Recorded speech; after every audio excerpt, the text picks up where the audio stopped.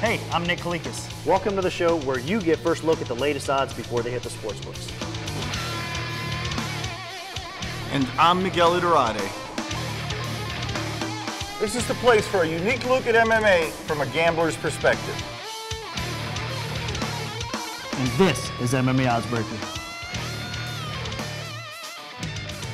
Welcome to the show. Nick Kalikas alongside Miguel Iturrate. On today's news segment, we're going to start by taking a look at K1. The world's biggest kickboxing organization signed a deal with Spike TV. We're going to look at what impact it might have on the American combat sports market. We're also going to look at UFC 152's odds. That show's right around the corner as well. And on today's Oddsbreaker segment, I'll be joined by Keefer from the Las Vegas Sun and also Kuhn from Fightnomics.com. Both guys will help me break 4 original odds that have not hit the sportsbooks yet.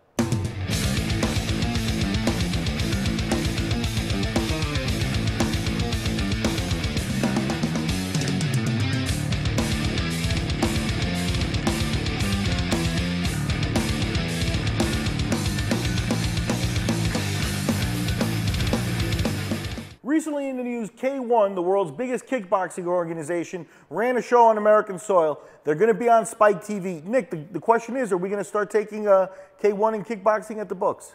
Yes, we are. In fact, in the past, I know a lot of the diehard fans that have supported K1 and watched in the past, they know that there has been numbers posted in the past, and we're going to start to offer more numbers again. I think the deal that they have with Spike TV is great. Kickboxing, K1 style kickboxing in particular, needs to be in the forefront. I think I've always thought that for the American fans.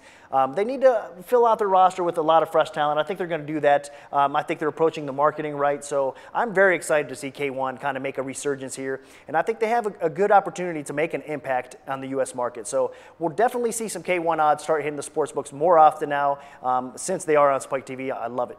Yeah, I think it's great for the sport of combat sports in general that K1 is back. Hopefully they take off again, and we get to see something like the heyday they had in the late 90s, which was just fabulous stuff. Yeah, a lot of rich tradition, like you said, and I hope they keep on finding this new talent, because I think there's so many great kickboxing style fighters out there that can make the transition into K1 that can make an impact as well. So hopefully K1's here to stay.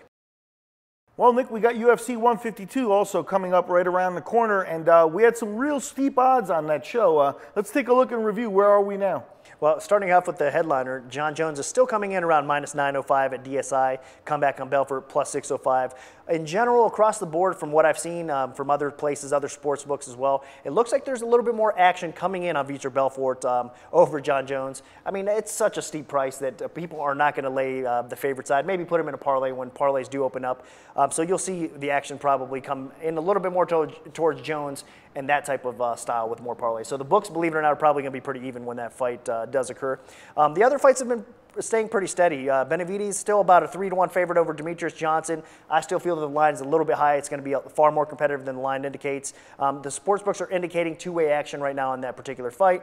And Michael Bisping and Brian Stann staying about almost 2-1 for Bisping as well. So the sportsbooks are also getting close to two-way action on that fight, with a little bit more coming in on Brian Stann right now. So it looks like with the 3 fights posted right now for UFC 152, the lines are holding steady, at least at this point.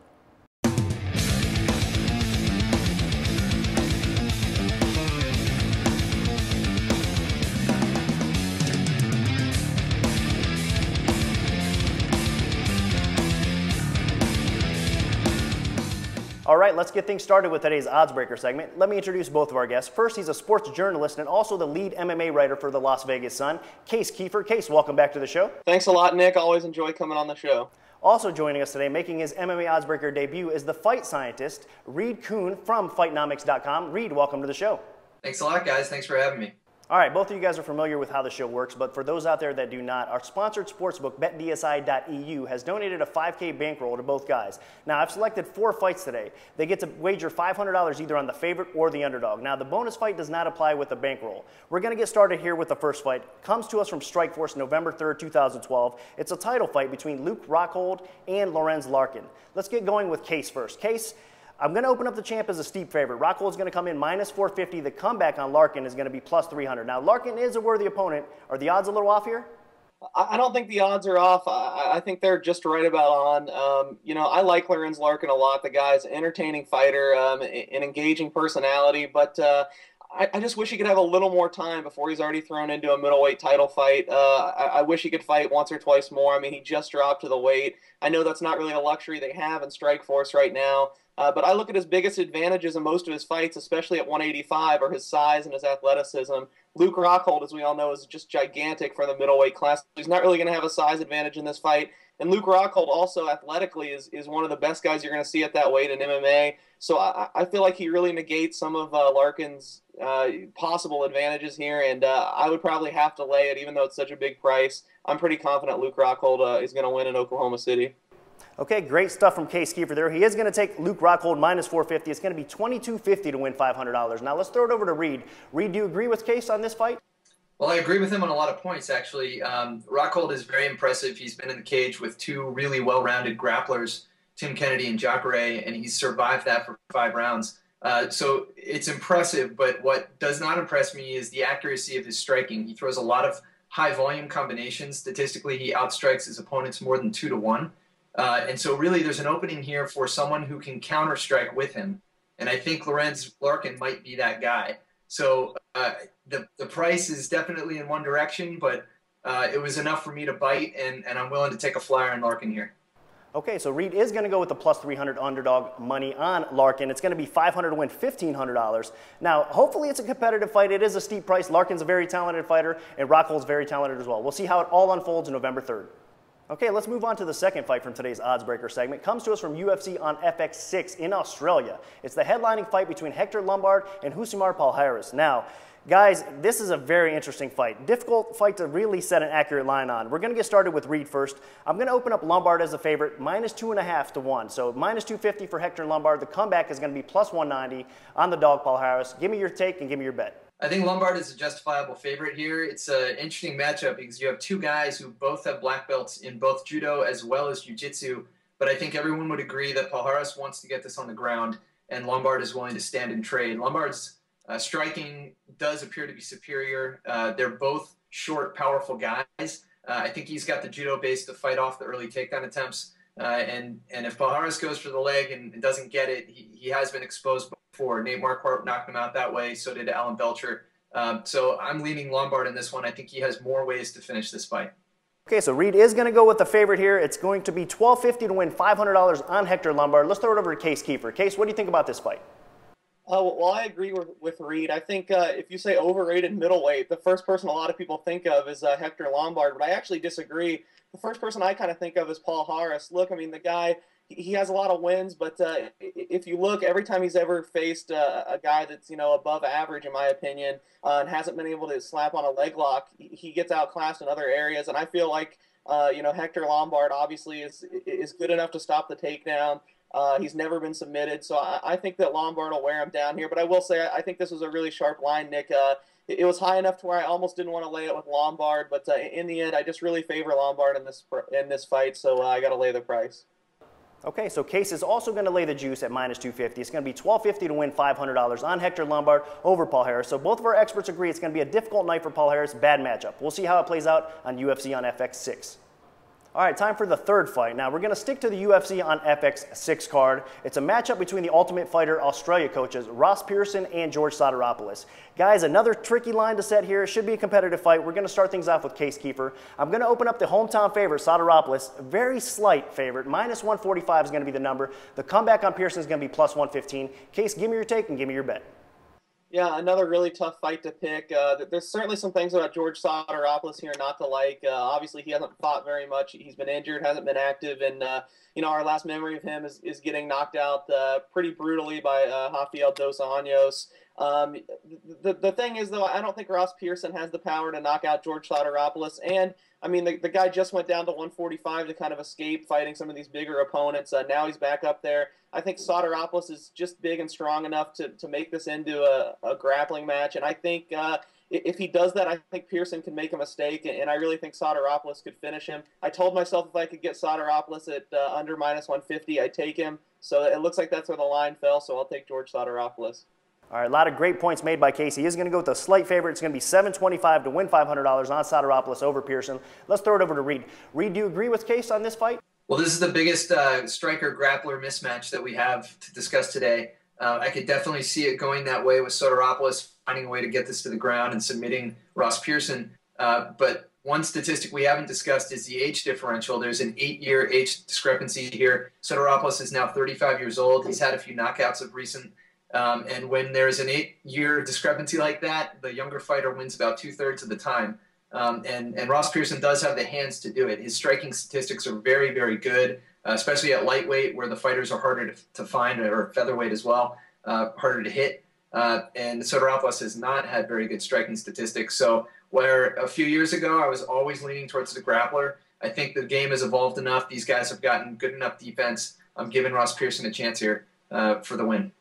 Okay, Reed counters with some excellent points of his own here. So Reed is going to take the underdog Pearson at 500 to win 575 plus 115 odds. Now both of our experts split on this fight, so tread cautiously. Should be a competitive one. And again, it takes place on UFC on FX6. All right, time for today's bonus fight. Comes to us from UFC 155. Very popular card. We've broken a lot of fight odds recently from that card. Here's another one between Chris Weidman and Tim Boetsch. Now, a middleweight battle that has title implications on the line for sure. We're going to start things off with Reed first in this fight. Both guys have been on a roll, but I think Weidman is the side here. I'm going to open at minus 355. The comeback is going to be plus 265 on Tim Boetsch. So Boetsch has been on a roll. Some decent plus money there for him. What do you think, Reed? Yeah, Boetsch have had some interesting upsets of late, and so people might be wary to go against them yet again. But I think Weidman is simply better all around. He's sharper, and he's been running through people despite having the pressure of expecting him to run through people.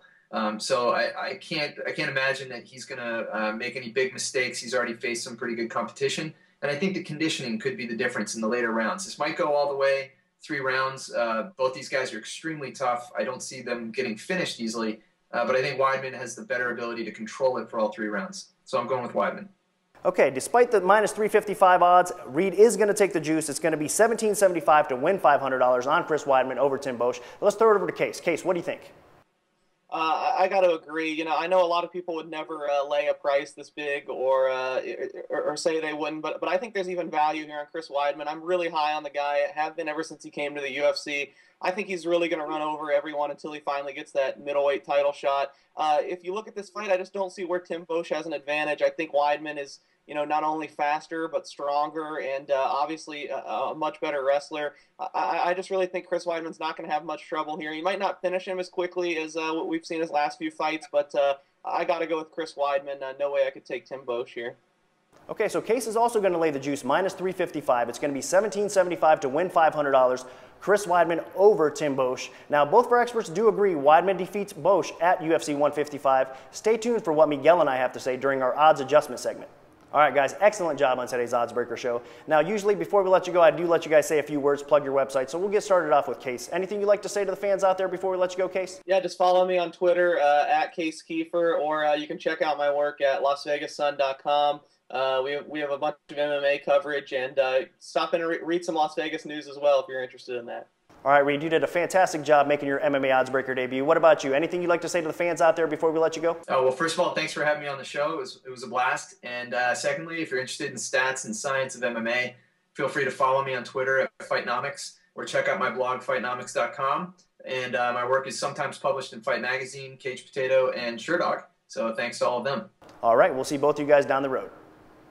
Well, Nick, it looks like the Oddsbreaker segment gets better and better every single episode. Case and Reed, a lot of great info there. They made some bets on here. Now you have to adjust the lines. Why don't you explain to people what's going on here in this segment of the show? Just like when a line first hits a sportsbook, you see a little bit of movement when a max bet or two usually comes in. So we're going to take that same principle, same philosophy, and use it for our odds adjustment segment here. Starting off with the first fight, it was Strikeforce, Rockhold versus Larkin. I opened Rockhold minus 450, so a steep number here. Larkin coming back at plus 300. Now, the guys did split on this fight. Reed went with a dog price in Larkin at plus 300, and Case went with Rockhold at minus 450. A difficult fight to bet from a betting perspective. And if it wasn't a donated bankroll, I'm not sure we'd see a bet on this fight. You know, I'm sure we might see Larkin action or a pass. But Case did come in on the favorite, and Larkin was taken by Reed. So no adjustment is going to be made. I am going to open the line minus 450 when it does hit the sports books. But before we do that, let's get Miguel's quick take. I think Rockhold wins the fight. I think usually you got to favor the wrestler grounder over the striker, although I like what Larkin does, and I give Larkin a lot of credit that he can be dangerous to Rockhold, especially in a big, long 5-round fight. He's got to take it there and wear him out a little bit and make him work And there's a chance there. If you like the dog money, that's where I would lean if I had to go with one. Well, stylistically, it should be a difficult matchup for Larkin. I agree with a lot of what Reed had to say about on the feet. He's going to have his opportunities for sure. He is the better striker. But even on the feet, Rockhold's not bad. He's going to have that reach advantage. But the main reason why Rockhold's coming in as such a steep favorite is the wrestling, is his ability to dictate where this fight goes. So he should be able to get the fight to the floor and at least control most of the action, and if not, ground him out or get a submission here. That's why you're seeing the line so steep. But if it does stay up on the feet, it's going to be very interesting. And I'm a Larkin fan, so I'm not counting him out at all. And for me, I love a good dog. So if he comes through here, I'm not going to be disappointed at all. But I am going to favor Rockhold here as well. My pick's going to be Rockhold. I think he is going to come through because of what he can do in this matchup. He can dictate where the fight goes. All right, let's move on to the second fight from the odds adjustment segment.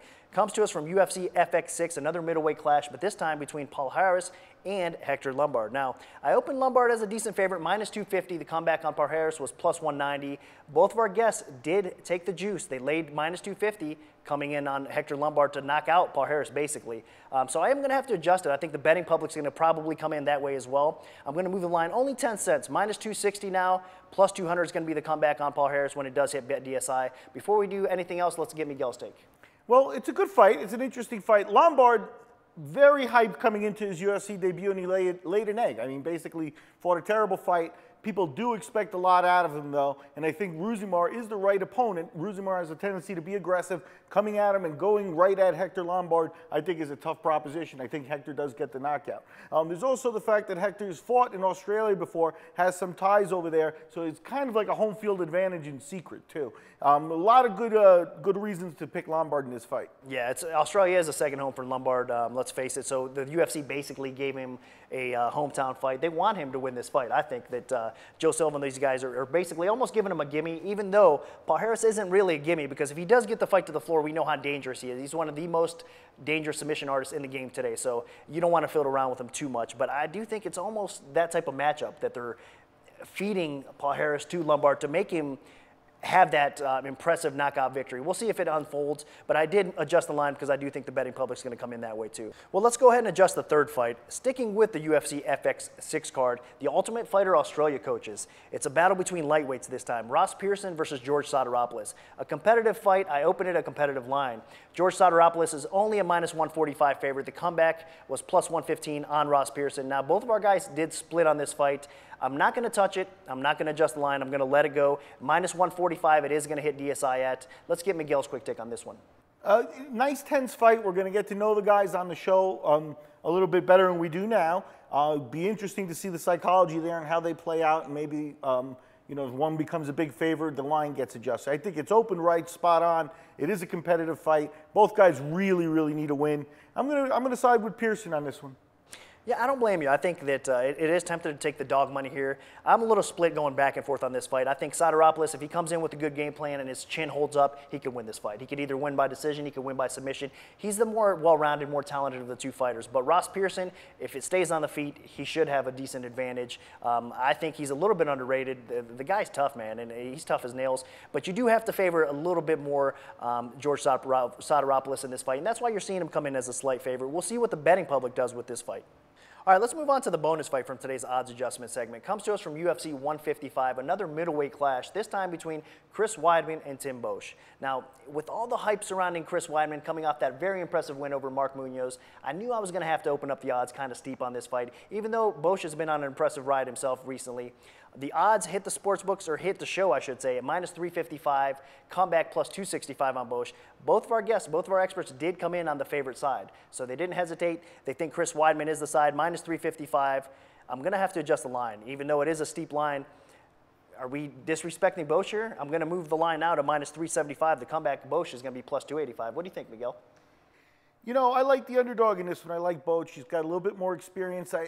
If I have a tendency, it's a tendency to wait and see about a guy. And Weidman has got a lot of people on his bandwagon. I still want to see one more. This would be a huge win for him. This might be the one that puts him over the top. But he's just at 9 fights in his career.